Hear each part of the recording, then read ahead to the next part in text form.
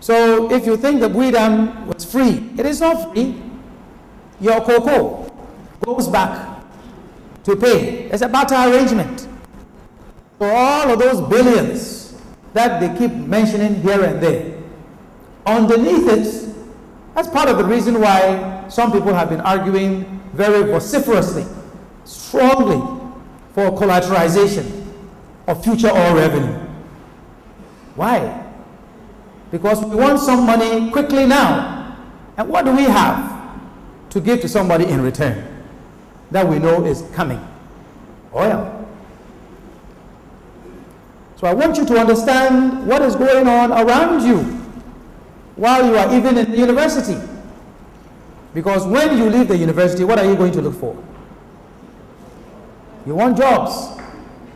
Okay, the decisions that are being made while even you are still here, they are going to determine whether you get the kind of job that you want or not. So let's consider a lot of the things that need to happen and that must happen. So what must we do? And I want you to understand that for me, I feel very fortunate. I feel fortunate that I was not a member, and I've never been a member, and for many other different reasons, I will never be a member of the NPP. And yet, I served in the administration of the NPP and gained some very valuable experience, and I feel very lucky. I've had that opportunity in economic planning so that I could go around the country and understand the state of the nation. And so some of you who have been sitting in Accra, or maybe Kwesi, or Takoradi, well, go to Savlugu and understand what real life is. Or drive from Wa to Bolga, a distance that maybe should not take you, even if you have a very slow car, shouldn't take you more than 2 hours.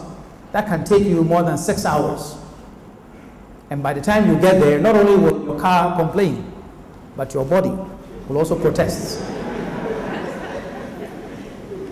So I had the opportunity to understand where this country is. And during the campaign, I would go to some place not too far from Bindela, and it's also not too far from Yendi. And you go to a village, and then some people will show up all of a sudden, and they're covered all with dust. And I ask myself, so these people also vote. What reason do they have to continue voting? It amazes me. It means that we have failed so many people in this country. Or you go from Enugu to Enchi, okay, during the campaign.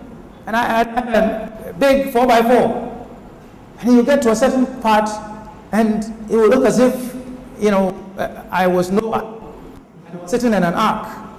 And where there's supposed to be a road, okay, there's water. You wonder whether the car is going to go this way or that way. All right? This is Ghana, and we're supposed to be better than many other countries in Africa, and we are now proclaiming ourselves proudly as a middle-income country.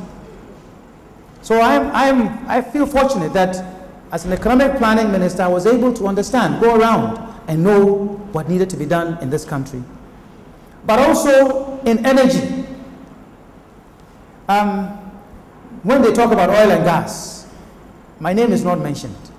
And most of the times it's good, because people like to throw all sorts of stones at people every now and then.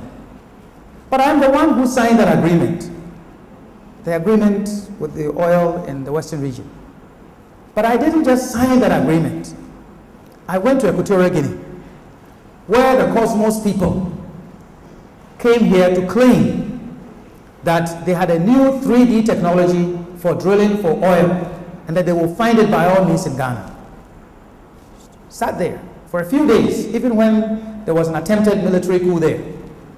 They sat there for 2 days, first of all, to get permission to meet their president, and then for him to give me permission to talk to the energy minister. and to talk to the Cosmos people and the others to understand that yes, they could do it in Ghana.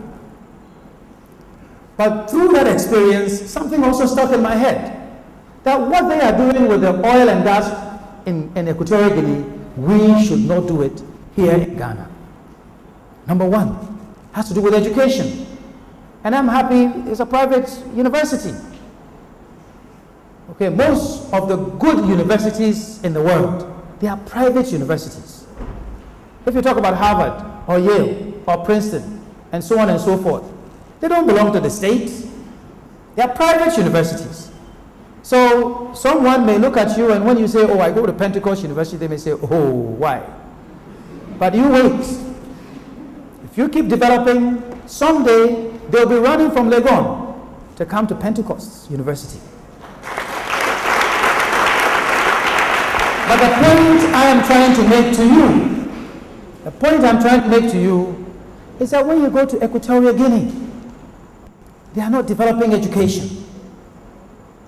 That oil resources that they have there, they could raise the entire country down and build new towns and cities with the money.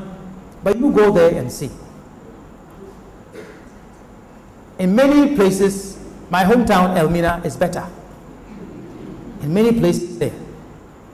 So when I went there, one of the things we said we would do is let's get people from ECG to go and teach them how to even plant poles for electricity.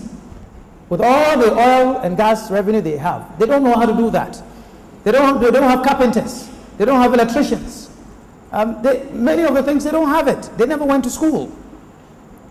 And so many of their children will be smuggled to come to Ghana. They live in some small dormitories to go to school here in Ghana. So my point was, if we're going to have this money, let's put it into education. Let's educate our people. Let's not be like them. And then, if you go there, you will find in the capital city, you drive a little bit off, and all of a sudden you come to a development. And that development looks like any subdivision or development in the United States of America. Wonderful houses, swimming pools, supermarkets, all sorts of things. Who lives there? They're expatriates. It's not the Equatorial Guinea people. It's wonderful. And then when you go to where the regular people are, I'm telling you, it's worse than anything you've seen in Ghana with all that oil and gas revenue. And then, about 3 weeks ago, I went to the National Prayer Breakfast in the US. Every year they invite me and I go. And who would I meet sitting there proudly? The President of Equatorial Guinea. Sitting in front of Obama and the leaders of Congress and all sorts of other dignitaries. Now, we can't develop leaders like that in our country. That is why you, the young people, you can't just sit there and expect that those people, just because somebody has voted for them, that they are going to work in your interests. Because you must agitate for the right kind of things to be done, knowing that others have done some very wrong things with the oil and gas revenue. So let's learn from the experience and do something different. Let's learn from the experience of gold, diamond, and bauxite and decide that if this money is coming, and I know it belongs to all of Ghana. Yes, it belongs to all of Ghana. But it is coming from somewhere in Ghana. Just as diamond came from Kwesi, and look at what we did to them. Something came from Nsuta, look at what we've done to them. Gold came from Pristia, what have we done to them? And now oil has come from somewhere in the western region, and we are saying, oh, don't mind them. It is to develop all of Ghana. But the fishermen who are there, they can't fish because they've cordoned off a wide area that you can't come here.